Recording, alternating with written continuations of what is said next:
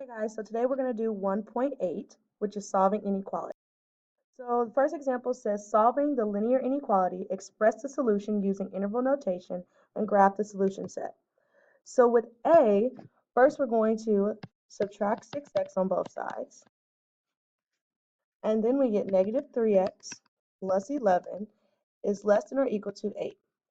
Then I'm going to subtract 11 from both sides. I get negative 3x is still less than or equal to 3. I'm going to divide by a negative 3 on both sides.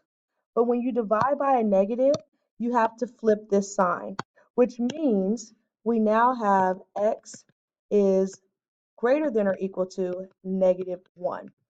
So here's my inequality. When I'm asked to graph it, just simply means at negative 1, I'm including negative 1, and I have to be greater than or equal to negative 1. For example B, we're going to go ahead and subtract 8 in the middle from all the sides, and we get negative 10 is less than negative 2x, so it's canceled, is less than or equal to negative 9. Then I'm going to divide each one by negative 2 so I can get this x by itself. Well, again, remember, when you divide by a negative, you have to switch these signs. So that just means for this one, I get 5 is greater than x, or greater than or equal to 9 over 2, which is the same thing as saying 4.5. That helps you. So then I need to go ahead and look at graphing this. So with graphing here, So with graphing, I'm going to go ahead and draw my graph. I have 4.5, or 9 over 2, up to 5. So because I'm knowing that x needs to sit between 4.5 and 5, I'm going to go ahead and know that 4.5, I need to include 4.5, but at the value of 5, I don't need to include it. So there's my value.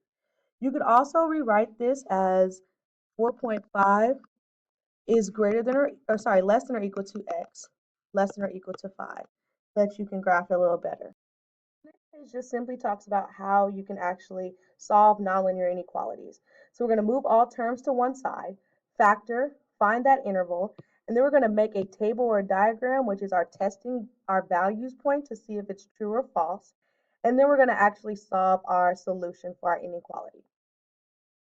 So we're going to solve the nonlinear inequality, express the solution using interval notation, and graph the solution set. So first here, I'm going to go ahead and factor is what we did yesterday. So I get x minus 6 and x plus 3 is greater than or equal to 0. Well, I'm going to turn this greater than or equal to 0 into an equal sign. So for that case, I'm just going to have x minus 6 equal to 0 and solve for x plus 3 equal to 0.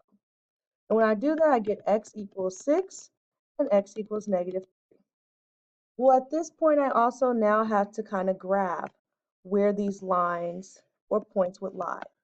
So here's negative 3, here's positive 6. When it comes to the next step, it's when you have to choose some type of value in front of negative 3, some value between negative 3 and 6, and some value outside of 6. These are our points that we choose to find out how our graph should actually look. So when choosing these points, choosing something before negative 3, I would choose negative 4. Choosing something between negative 3 and 6, an easy one would be 0. And choosing something after 6 might choose 7. So by doing this, I need to test my points, which simply means I want to know what happens if I let x equal negative 4.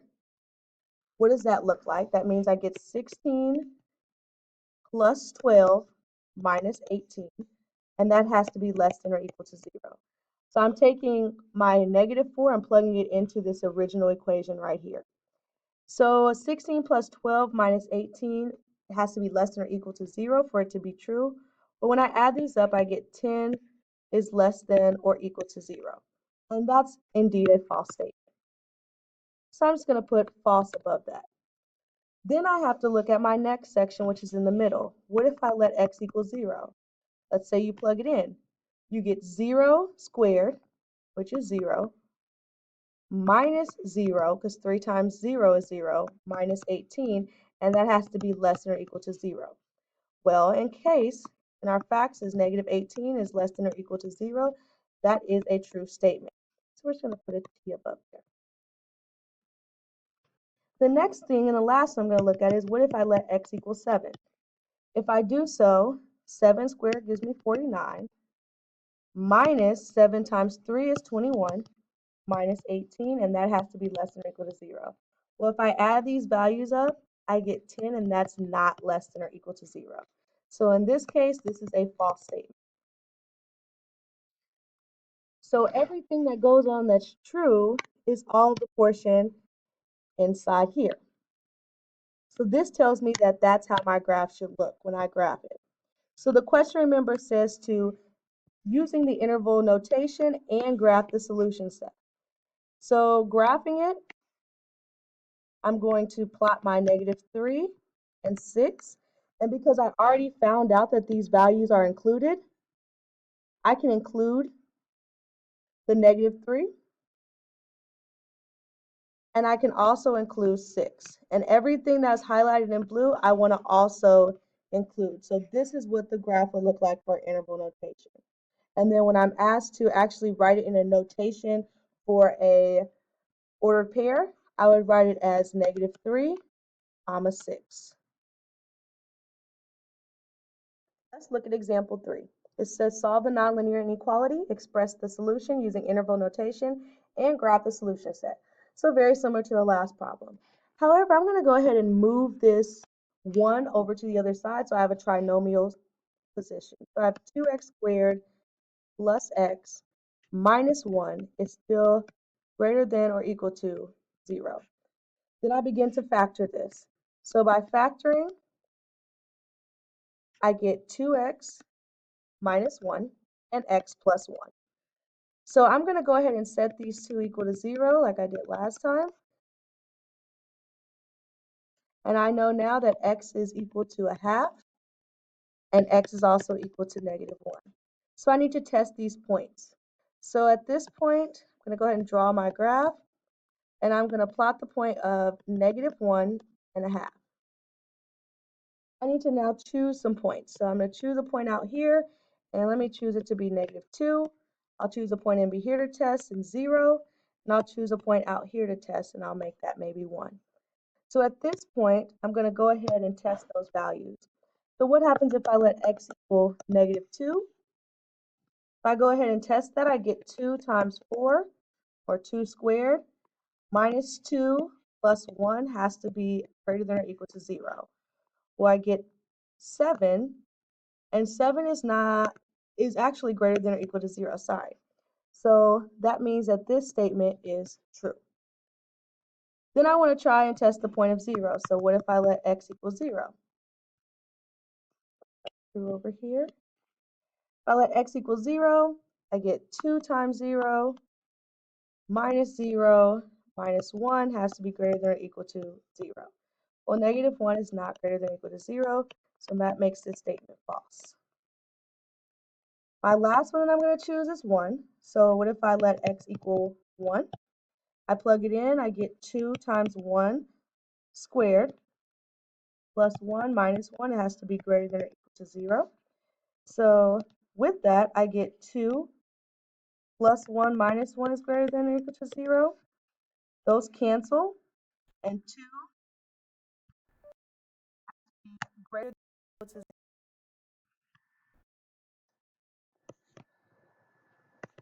And since greater than 2 is greater than or equal to 0, sorry, some tech issues. This, in fact, is a true statement. So it's true on the outside. So now when I'm asked to actually graph this, I'm going to go ahead and graph my line. And I have -1, and I have a half. So looking at this, all the information that is technically true, I need to go ahead and include the value of -1, but all my true information is facing towards this direction, and all my true is facing the other direction. So that just means my value goes out here, and at a half, all my information is true here. So that's the graphing portion of it. When I need to write it in interval notation, I come from the left side, which means I have a soft bracket of negative infinity, comma, -1, with a hard bracket, union, the fact that I have a hard bracket, start here at a half, comma, a positive infinity with a soft bracket. Okay, so let's look at this one.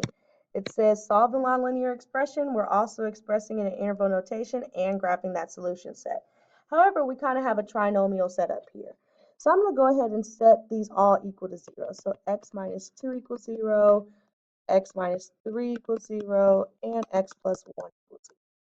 Notice that that's squared, so that means I have 2 of those x minus 2. So I get x equals 2, x equals 3, and x equals -1.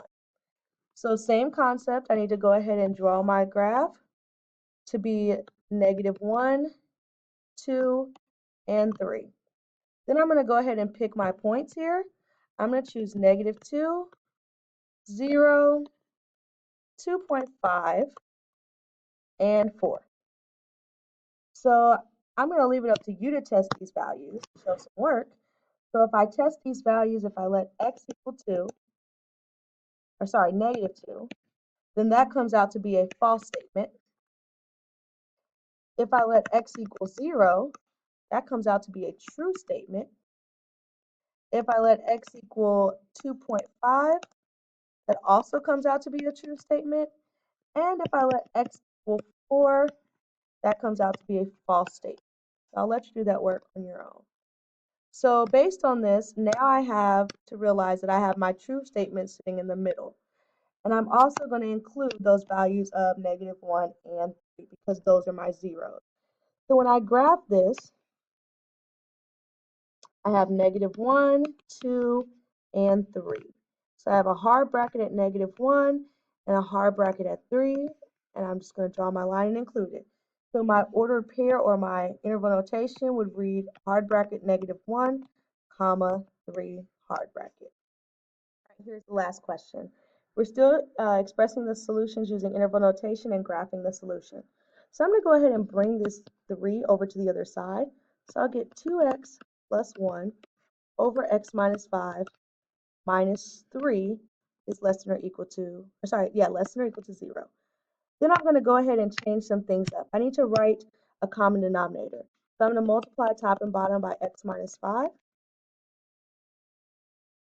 And by doing that, I now get 2x plus 1 minus 3x. I'll go ahead and distribute that. So 3x plus 15. All over x minus 5 has to be less than or equal to 0.